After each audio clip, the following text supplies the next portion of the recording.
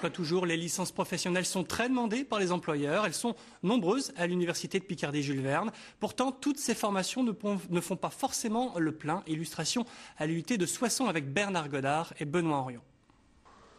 Pas un garage, pas moins un club sportif. Nous sommes à l'université, en sous-sol de l'IUT de Soissons, en cours, autour d'un kart électrique. Préparation pour une course en juin, école d'ingénieurs contre fac, avec en prime quelques problèmes à résoudre.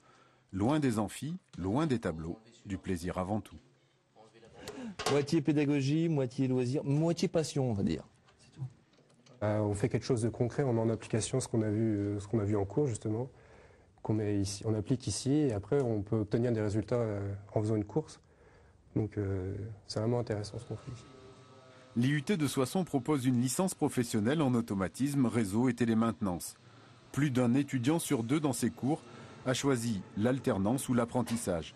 Un pied à l'université, un pied en entreprise. Grosse motivation, certains ont accepté des contrats dans des PME très loin, jusqu'à Saint-Genis, près de Genève. Il y a énormément de demandes d'automaticiens. Le seul problème, c'est que ils recherchent beaucoup de personnes confirmées. Et donc, c'est un grand avantage d'avoir fait un an en alternance, parce qu'on peut considérer qu'on a un an d'expérience professionnelle. Du concret, de vraies applications, même si les vacances sont plus courtes, 5 semaines, l'apprentissage en plus d'un salaire offre souvent la pleine confiance des employeurs.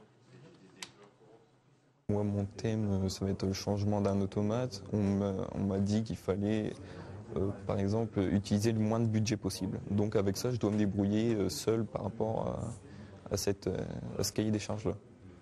Donc oui, je pense qu'il nous laisse quand même pas mal de liberté.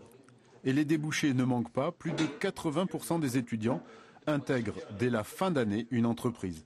L'industrie en évolution rapide demande des automaticiens partout en France. Réduire les coûts, augmenter la qualité, la précision, la répétabilité des tâches, en remplaçant malheureusement souvent les opérateurs par des machines automatisées. En général, le choix actuellement, c'est soit d'automatiser, soit de délocaliser dans des régions où les opérateurs coûtent moins cher. Seulement, l'IUT ne fait pas le plein de ses places en DUT et en licence pro. Les études techniques, malgré les débouchés, n'attirent pas. En cause, une image dévalorisée de l'industrie, des métiers de techniciens et la crainte des délocalisations. Enfin, la fac à Soissons, pas facile de s'y rendre. Par exemple, venir d'Amiens, c'est un calvaire. Il faut passer par Paris ou passer par Lyon, mais il faut faire 2 changements. Même venir de Saint-Quentin, on est à 56 km, si on n'a pas de voiture, c'est un problème. Donc je pense que là, c'est aux élus locaux et régionaux de répondre à ce problème-là. L'université a souhaité, avec les licences professionnelles, résoudre les difficultés d'insertion dans le monde du travail. Aujourd'hui, il y a urgence, l'industrie doit de son côté revaloriser l'image de ses métiers pour un meilleur recrutement dans ses filières.